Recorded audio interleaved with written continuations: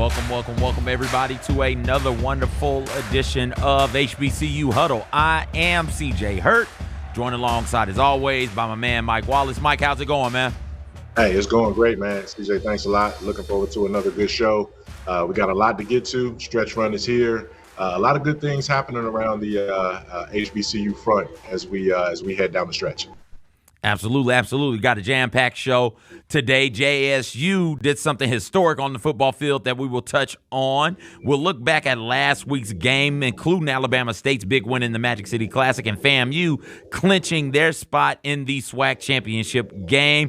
We'll give this week's picks plus so much more. But we wanted to start with what's going on up in Nashville with our good friends at Tennessee State. They improved to 6-2 on the season. They are in the hunt, not just for their conference championship. They need some things to break their way for that, but they're also in the hunt for a playoff berth at the FCS level. Mike, does this feel like the beginning of something special for Coach Eddie George and the Tennessee State Tigers?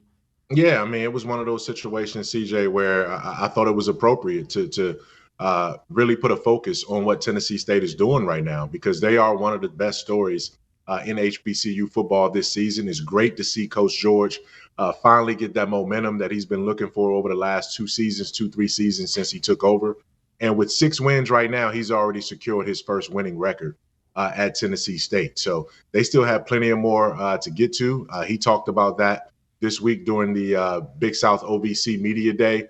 And I think we got some sound coming up from that pretty soon. But at the end of the day, man, this team is defending well. The offense has finally come around. You and I have talked about how Tennessee State, they started the season with both quarterbacks playing. Then they shifted to Draylon Ellis.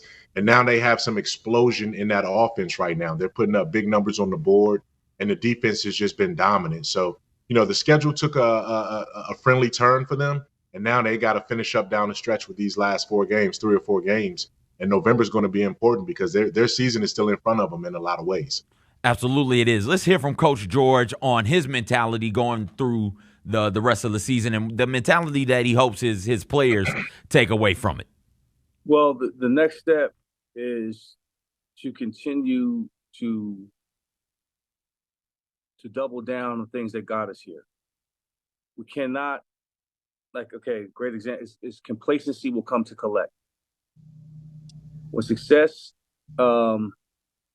rears its head and you start to see the fruits of your labor, complacency will come in and tell you it's okay to take this day off or cut a corner here or don't give as much effort here, don't finish there.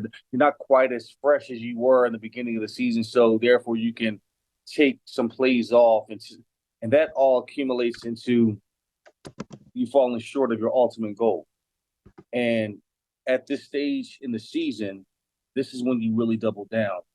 And this is where I challenge my team to take ownership of this team and to hold your teammates accountable at a very high level. Sacrifice a little bit more. Spend time in the playbook a little bit more. When I walk in the team meeting room on Tuesday morning, if I ask you a question about the opponent, you should be able to rip that off. You shouldn't have to wait for your coaches to give you the game plan that morning.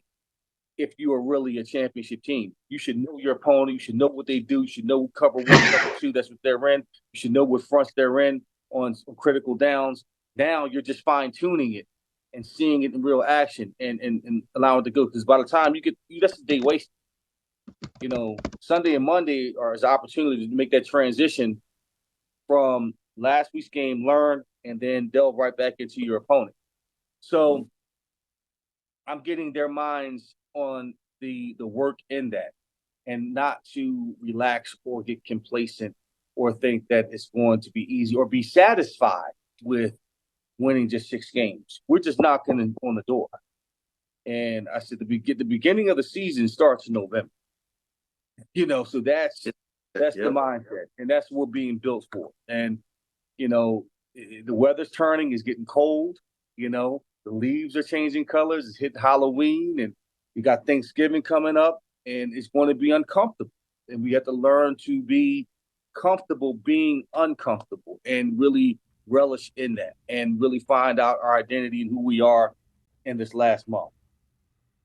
Finding comfort in the uncomfortable is something that I've said to some young people many a time, Mike, and it's the truth. And when you look at what Tennessee State has done under Eddie George in the month of November, they're only 1-5. They only have one win in the entire month of November under Coach George, and it's something that he's talked about. He's talking about it in that clip we just played. He talked about it when we were up there this past, August, September, whenever we were able to get up to Nashville, finishing.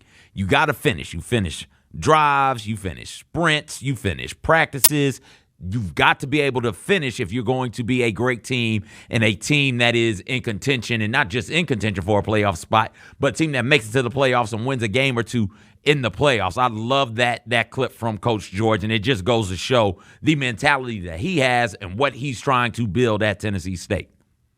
Yeah, I mean, CJ, you said it. Coach George said it. It's about finishing. You got 3 games left in this season to finish strong. They are tied with UT Martin for the best overall record in the Big South OVC at 6-2, but they are both behind Southeast Missouri State, who's 3-0 right now. UT Martin is 2-1, 3-1, and Tennessee State is 2-1. So it's going to be an opportunity right now to pick up some conference wins, and you got to hope that SEMO gets a loss. But Tennessee State has Charleston Southern this weekend.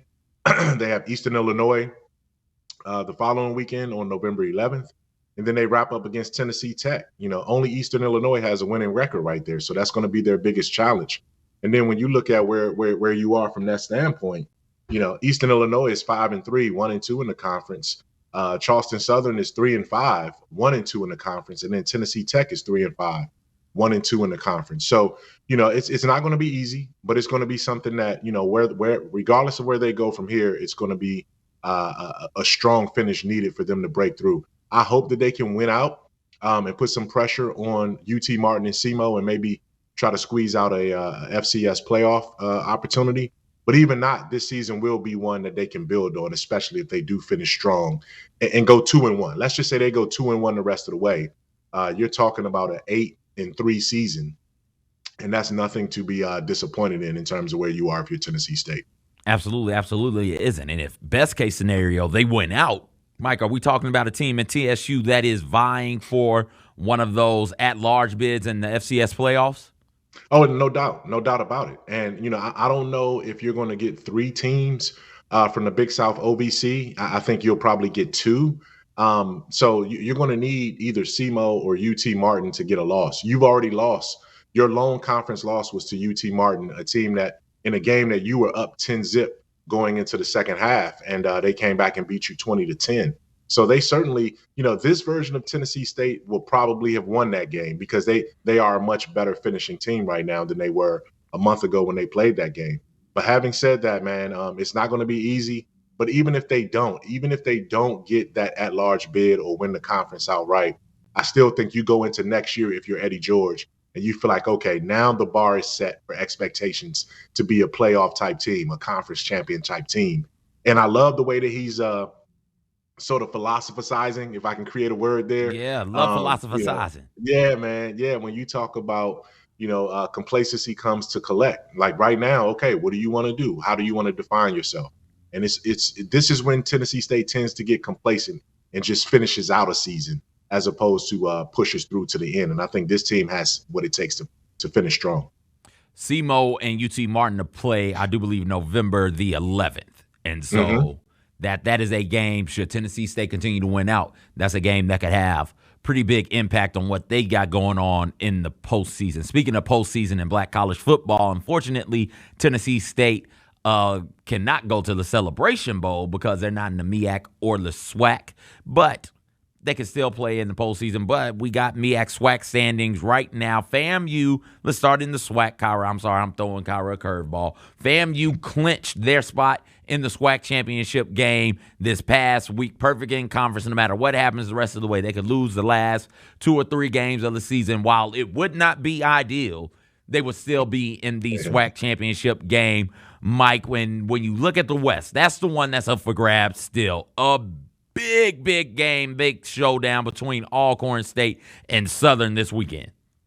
That is the game right there. You see the East Division is already pretty much taken care of. It's a wrap. It was basically a wrap during the first week of the conference schedule when FAMU blew out Jackson State down there in Miami. And the standings pretty much played out exactly the way we probably would have predicted when we left SWAC Media Day, back in July. When you look at the West, though, as you asked me about, this is the de facto championship game in the West. When you talk about Southern and Alcorn State, I think Alcorn is playing really, really well. They've won 4 in a row. They got a nice winning streak going right now. This is a team that's difficult to beat because they run the ball so well and they have a great defense. They're going to be within a possession of you no matter what. That team is always within a possession of winning the games. You never run away from Alcorn State. So this is going to be a challenge. I'm definitely looking forward to seeing how this plays out. And it goes without saying when you look at the standings right there that the winner of this game has the inside track to make that showdown against Florida A&M in the SWAC championship game.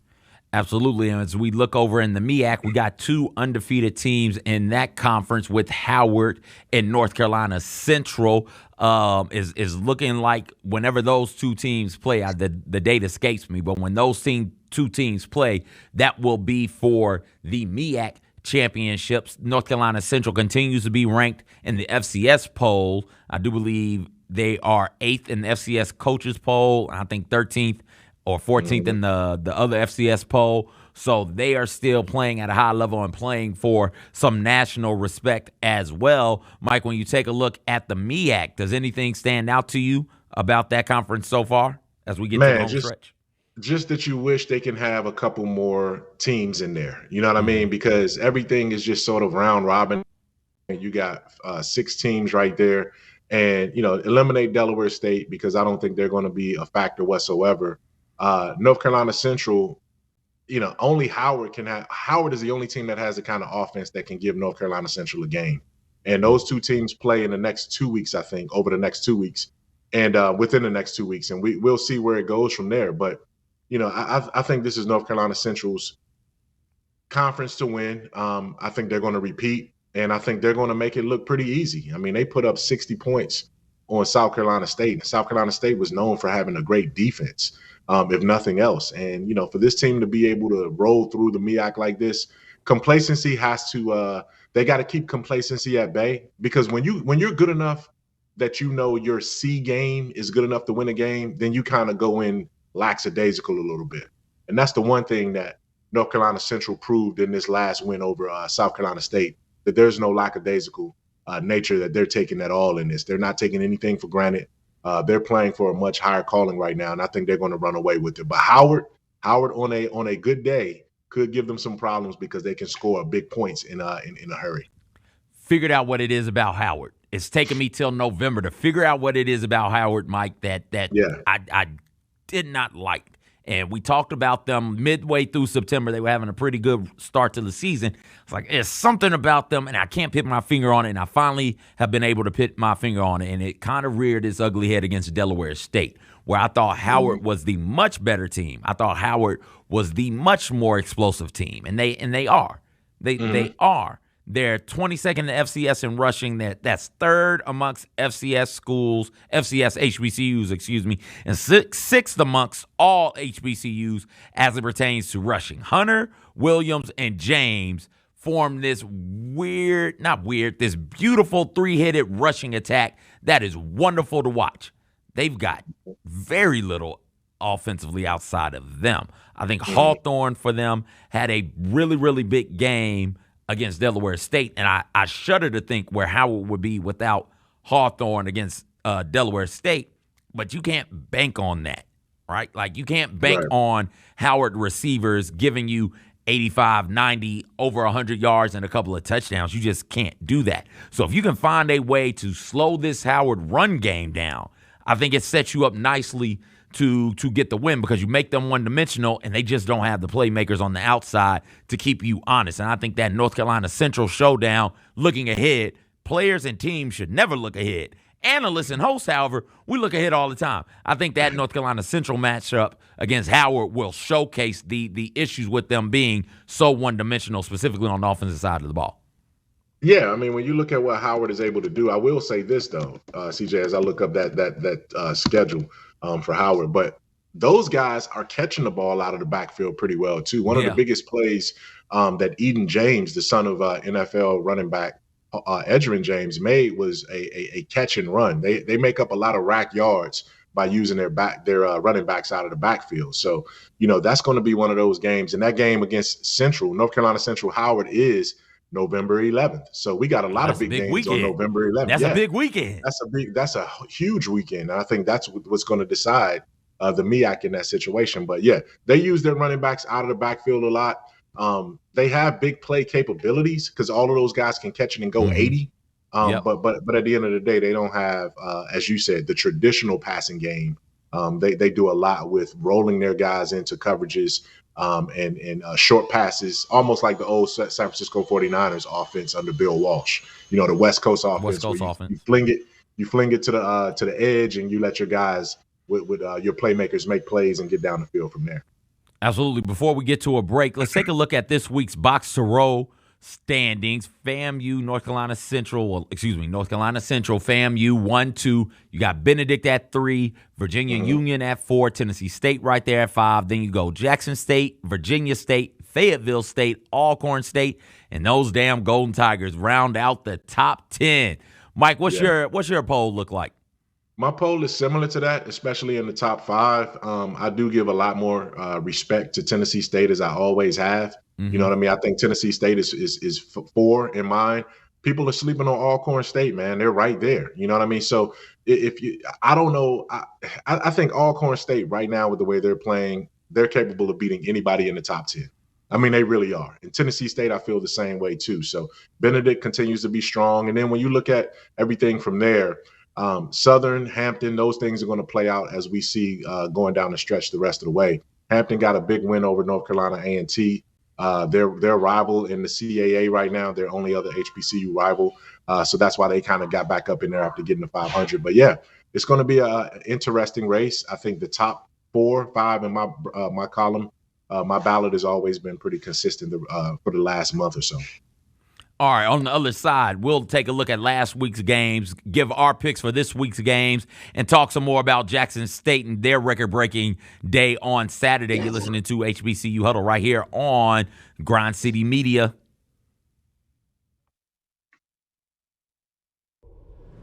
I'm 10 feet ahead of you. Catch me as something you'll never do. I turn around and I level you. No motivation is needed. Look, I put myself on the pedestal. This is incredible. Take your fandom to the next level with the official Grizzlies app. Go all access and behind the scenes. It's got to be heavy defense. That's where it starts for us. Personalized to where you are and who you are. Get easy access to ticketing, the game day guide, and your own app customization right at your fingertips. Upgrade your experience and download the Grizzlies app today. Michael Wallace, you saw Zaire play. Do you see that progression coming out of the young man from Stanford? I do see the progression. I do see the growth. He came into training camp saying, no one around here worked harder than me. And that was a declarative statement. Hey, Grizzlies fans, be sure to tune in to GrizzBeat, where the panel and I break down all things Grizzlies and take a look at the rest of the NBA as well. The show is live every Wednesday, 2 p.m. on YouTube at Grind City Media and the official Grind City Media app. 8-time Grammy Award-winning Anita Baker.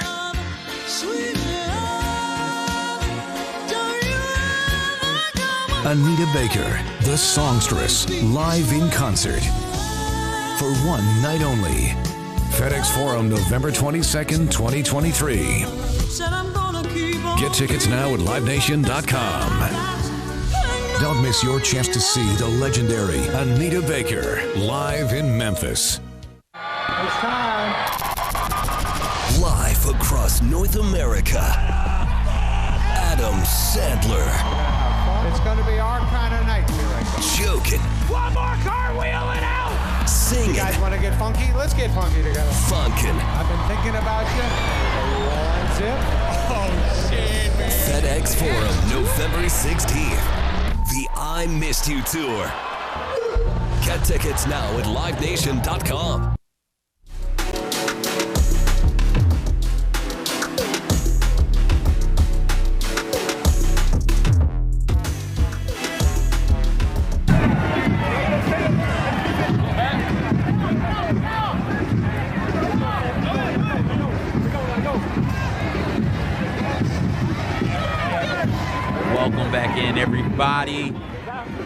This is Antonio and Avante Rivers right here. For those of you who are listening on the audio podcast, you're missing out on some beautiful stuff coming to us live. Well, not live, but from Saturday's game at FAMU homecoming of Antonio and Avante. They became the first father-son duo in FAMU history to lead the band onto the field.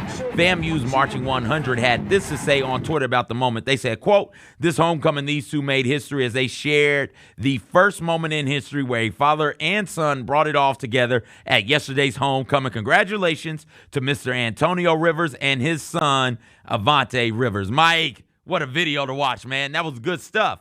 I always think about father-son duos as it pertains to like coaches and athletes. So often I forget about band members having that sort of lineage as well. Fathers, sons, mothers, daughters, mother, sons, father, daughters, and everybody like that. Yeah. As you said, I think your word that you used, CJ, was appropriate. I mean, it was beautiful.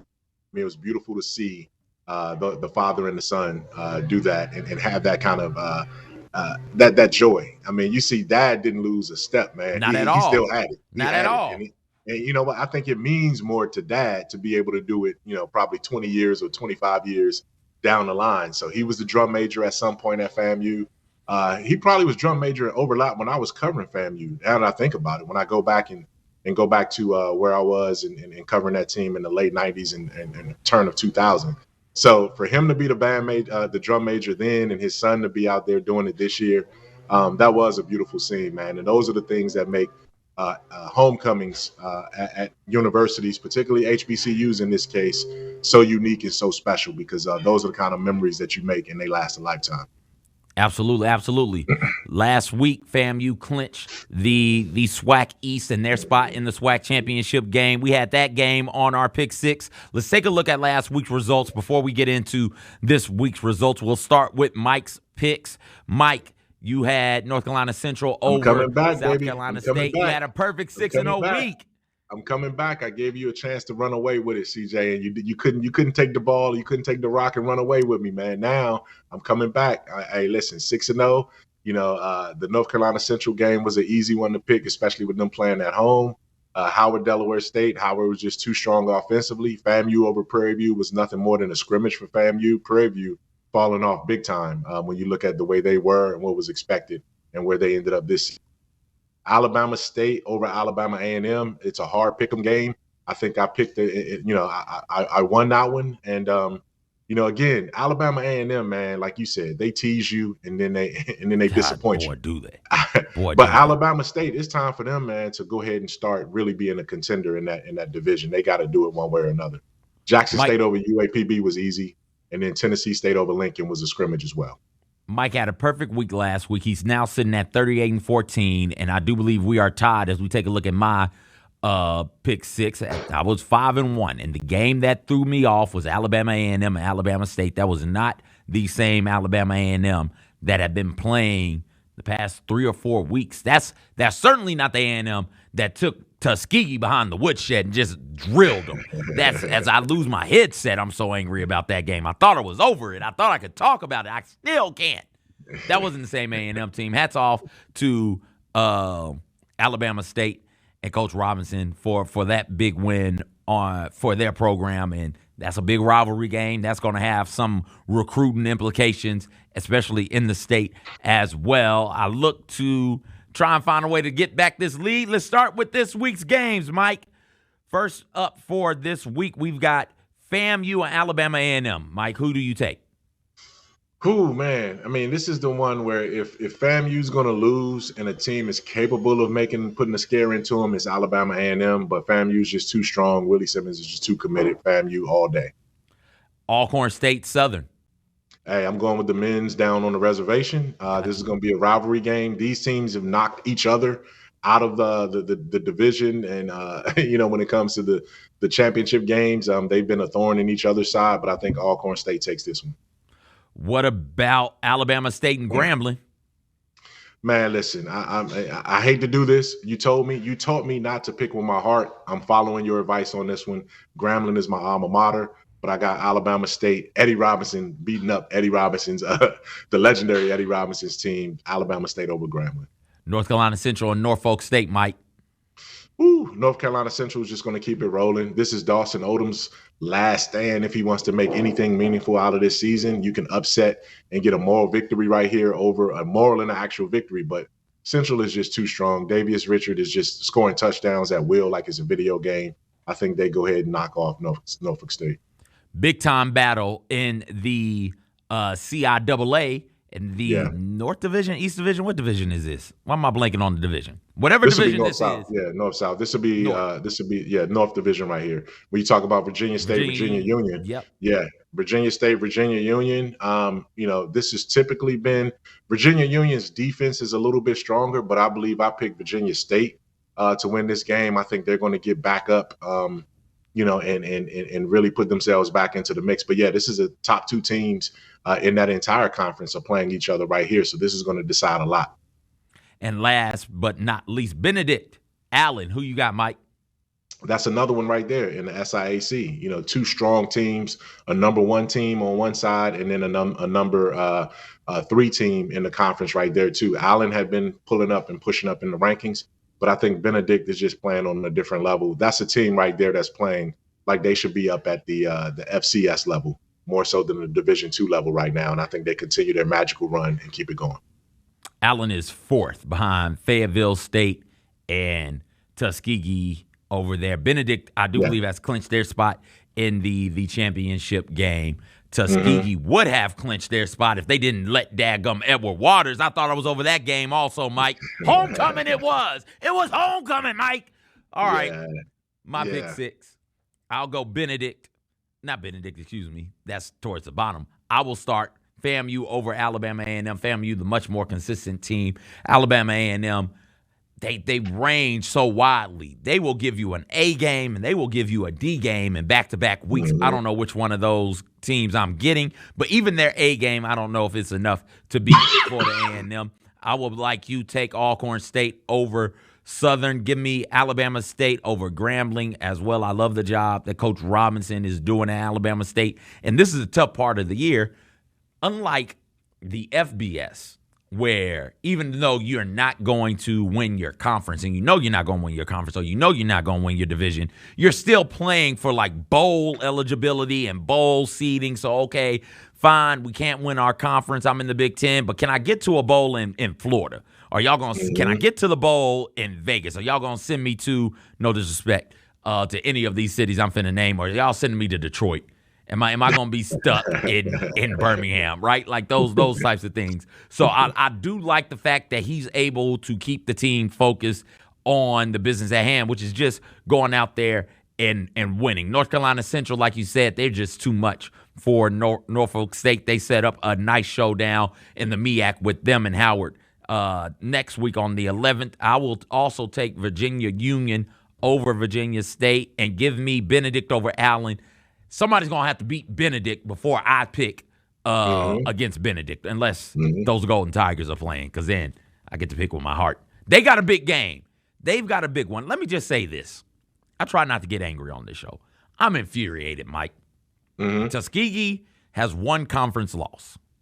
Fayetteville State has one conference loss. But Fayetteville State played Tuskegee to start the year and lost. So they should really have two, but the game did not count as a conference game.